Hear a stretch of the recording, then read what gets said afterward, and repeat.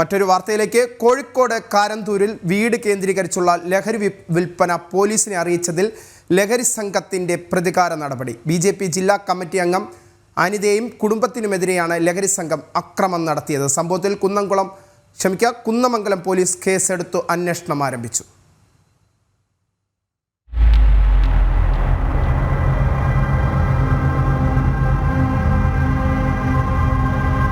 വീട് കേന്ദ്രീകരിച്ചു നടക്കുന്ന ലഹരി വിൽപ്പനയ്ക്കെതിരെ പോലീസിൽ പരാതി നൽകിയതിന്റെ പേരിലാണ് BJP ജില്ലാ കമ്മിറ്റി അംഗം അനിതയ്ക്കും കുടുംബത്തിനും നേരെ ലഹരി സംഘം അക്രമം അഴിച്ചുവിട്ടത്.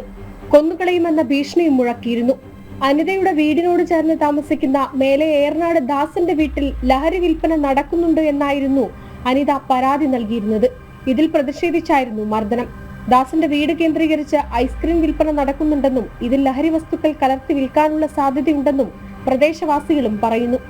അപ്പം വീടിന്റെ തൊട്ടടുത്തുള്ള ആളുകളൊക്കെ ഇവിടെ ലഹരി വിൽപ്പന ഉണ്ട് എന്ന് പറഞ്ഞതിന്റെ അടിസ്ഥാനത്തിൽ ആ വീട്ടുകാരോട് ഇങ്ങനെ കുട്ടികൾ ലഹരി വിൽപ്പന ഉണ്ട് എന്നുള്ള നിർദ്ദേശത്തിന്റെ അടിസ്ഥാനത്തിൽ അവിടെ അങ്ങനെ ഒരു പ്രശ്നമില്ല എന്ന് പറഞ്ഞിട്ട് അവർ നിരന്തരം എന്നെ ഫോൺ ചെയ്ത് ഭീഷണിപ്പെടുത്താണ്.